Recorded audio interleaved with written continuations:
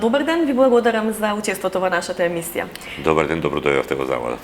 На ред ни е поглавието статистика од преговорите со Европската Унија. Вие како институција имате многу малку забелешки во тој дел од аспект на усогласеноста на она што Европа го бара и тоа што вие го испорачувате. Пописот е онаа главна операција која што ќе треба да се спроведа под ваша надлежност. Ќе се навратиме на пописот подоцна. Сега околу оние забелешки кои што Европа ги нотира. Прво тоа е дека нема доволно податоци кои што другите заводи за статистика ги презентираат, а ние не располагаме и не ги објавуваме. Зошто е тоа така? Немате ли доволно капацитет? Се кријат ли можеби некакви податоци? Вака, на почетокот, се тоа што го кажува Европа не се однесува само на Заводот за статистика, туку на целокупниот статистички систем во земјата. Имено статистичкиот систем во земјава се состои од 9 институции. Ние сме главна и носечка институција, меѓутоа уште 8 други институции се дел од статистичкиот систем. И сите ние, Министерството за финансии, Народна банка и некои други институции кои што се строго наведени во Законот за државна статистика. Извештајот на Европската комисија за прв пат после долги низ години има оценка good progress или добар прогрес. Претходно беше некаков прогрес, сам прогрес. Што апсолутно ни дава до знаење дека сме направили на вистина голем исчекор. Меѓутоа, некоректно е да се пофалиме дека тој исчекор е направен само минатата година. Државниот завод статистика и воопшто македонската статистика патот кон Европа го трасираше многу порано од било која друга институција во државата. А оние забелешки дека не се трансферираат доволно податоци? Не, ќе ви објаснам што се работи. Значи, во извештајот има 3 препораки. Не се тоа забелешки, се 3 препораки. Првата е да се спроведе попис во државата. Втората препорака е во однос на јакнењето на човечкиот капацитет во заводот. Доскоро беше воопшто јакнење на капацитетите на заводот. Значи не мислиме само на вработување на нови лица или доволен кадар и пораст на примањата како што стои сега во извештајот, туку јакнење на капацитетите во смисол и на знаењето, стручното оспособување и слично. Има ли доволно Македонија стручњаци на тема статистика? Па тука е главниот проблем. Значи во нашата држава нема факултет за статистика. Так. Значи ние сме на некој начин со завршувањето на високото образование прилично приучени во однос на она што треба да го работиме во оваа институција. И нашите главни обуки, главното учење, главното стекнување на знаењата или ние го викаме за нечи е со текот на работата. Значи, и да работиме денеска нов човек, тој не е статистичен. Треба да стане статистичен, да се изгради во статистичен, бидејќи немаме соодветно статистичко образование, систем во земјата на такво образование. Во минатото исто така имаше доста забелешки не од Европската Унија, туку внатре од граѓаните, кои што беа информирани на некој начин од медиумите за недоволна доверба во заводот. Имаше разни дилеми околу тоа дали се веродостојни податоците, не се, обвинување за фингирање на податоци од вашите претходници тука и слично. Дали вие денес може да гарантирате дека вашата институција не подлежи на политички притисоци и дека она што го испорачува како факт е навистина факт? Знаете, има една реченица, има лаги, повеќе лаги и статистика. Так, добро. Како се надевам дека не важи тоа повеќе. Ќе ви одговорам и на ова прашање, меѓутоа претходно да го довршиме на првото.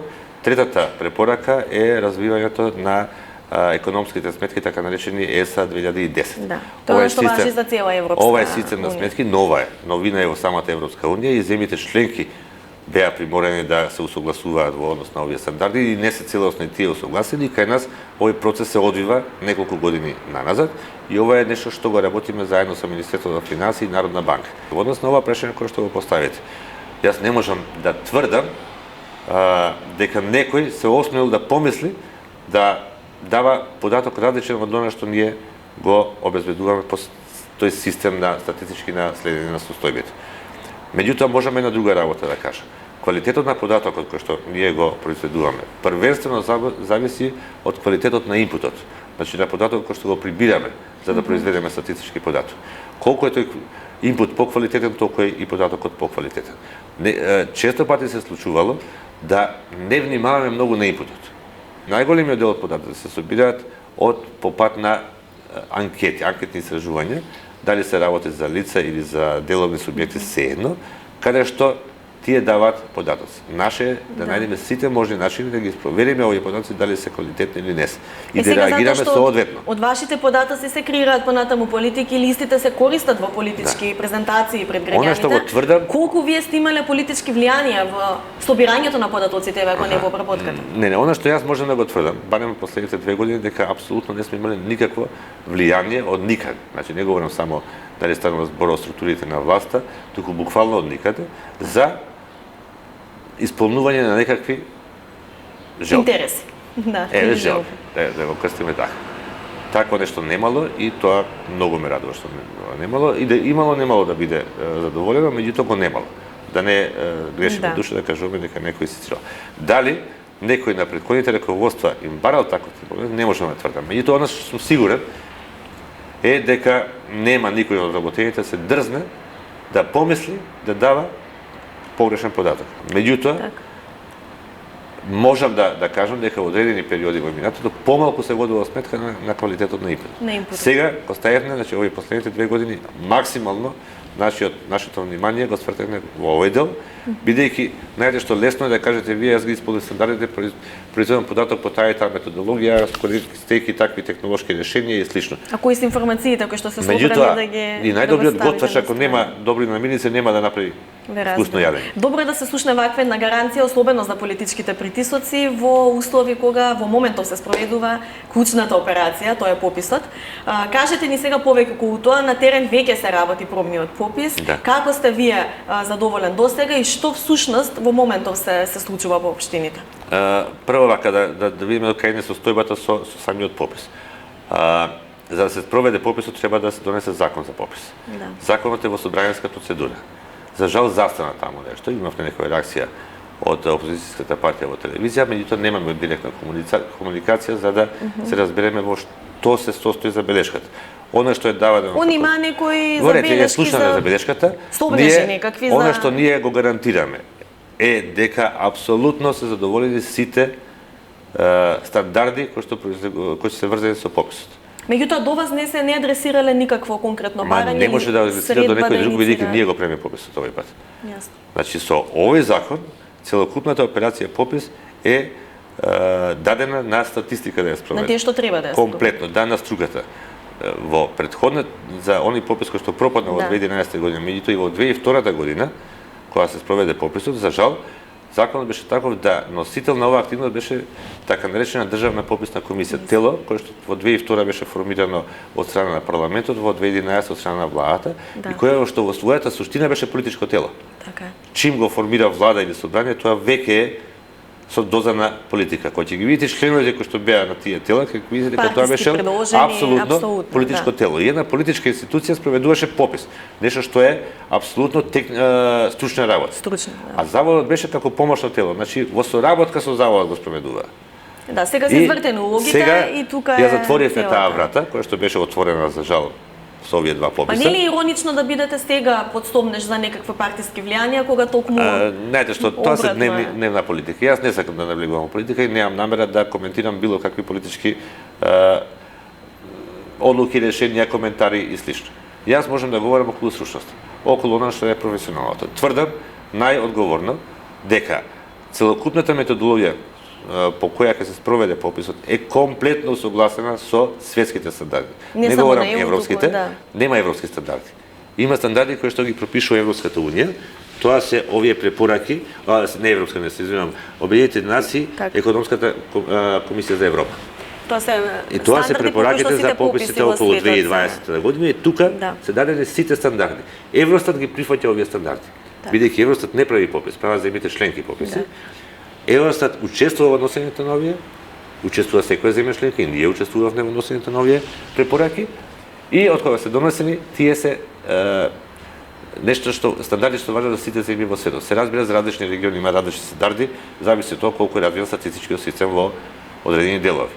Во земји, ајде да не именувам некој да не случајно навредам, да не кажам некоја погрешна, таму каде што има мал фонд извори на податоци други, надвор од она што пописот може да го обезбеди, пописот вклучува многу белези, бидејќи нема друг извор на податоци.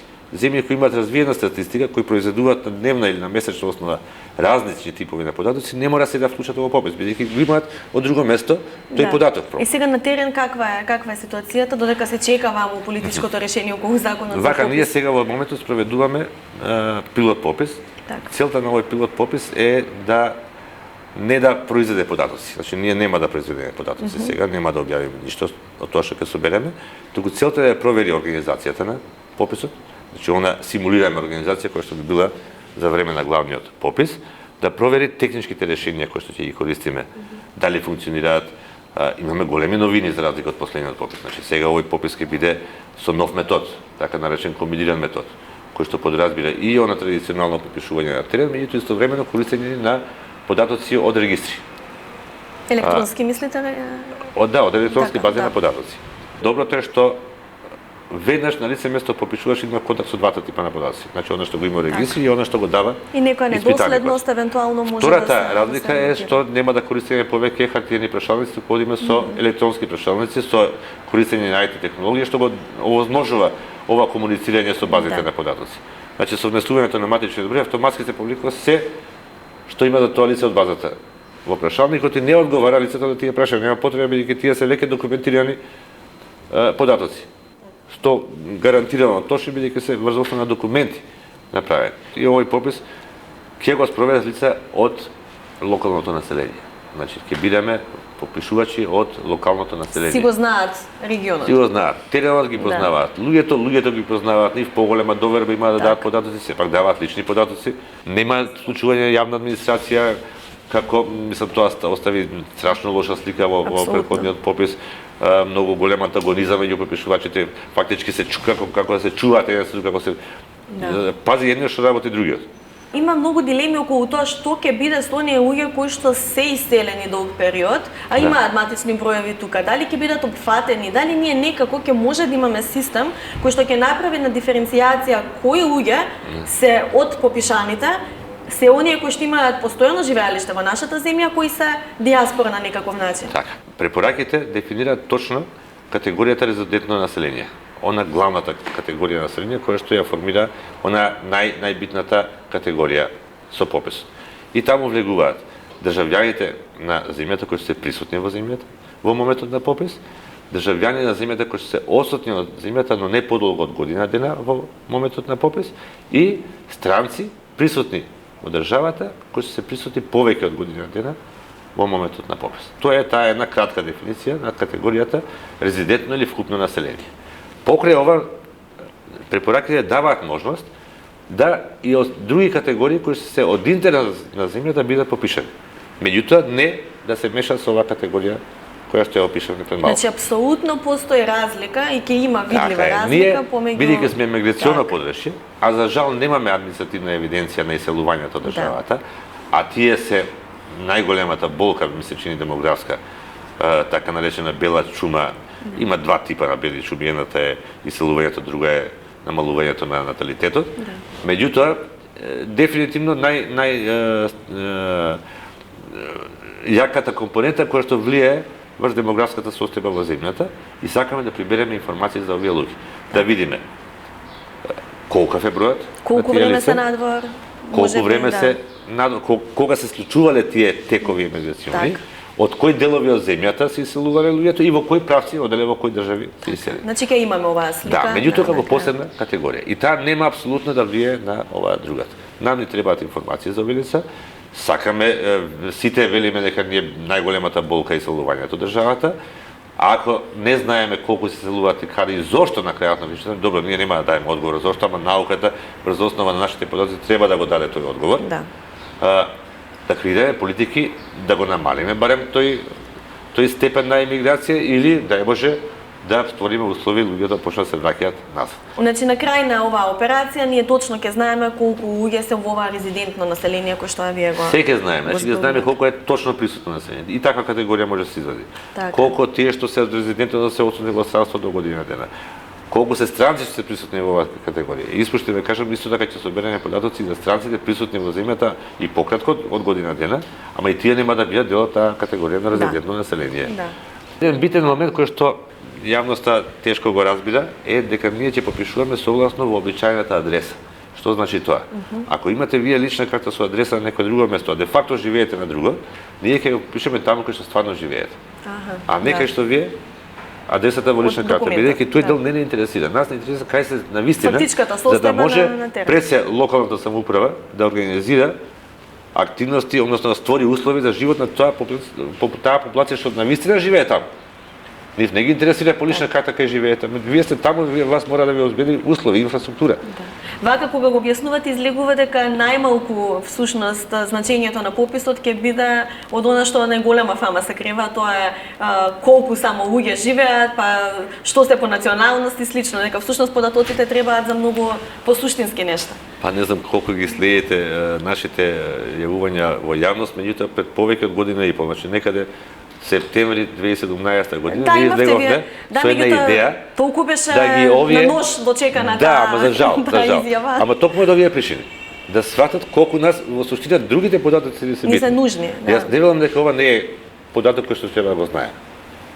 Меѓутоа, ако е тоа поле на политички интерес, ајде да го тргнеме тоа, да елиминираме било какво влијание на политиката, за да обезбедиме квалитетни, точни податоци, за да тогаш веќе никој нема да го интересира да лаже. Просто е неверојатно вака кога човек ќе изземе сите параметри, нама се како ние сме функционирале како попис. Самите рековте, ме масакрираше јавноста. Да. Ние не рековме нема да има, рековме предлагаме да немаме, сакаме да го чуе јавното мислење. Кажете самите како беше тоа, моравме да ги случиме овие елементи, ќе бидат дел од пописот. Ќе бидат дел од пописот. Ви благодарам многу, ќе ја следиме операцијата и сигурно ќе се видиме повторно по завршувањето на Ми беше задоволство, благодарам и вам. Поверете, кога год имате интерес, стоиме на располагање. Покрај оние редовни пресои кои што ние покануваме, слободно кога го сакате. Па сега ќе бидете во жижата на јавноста, да речам. Се надеваме дека ќе биде успешна оваа операција. Благодарам уште еднаш. Благодарам вам.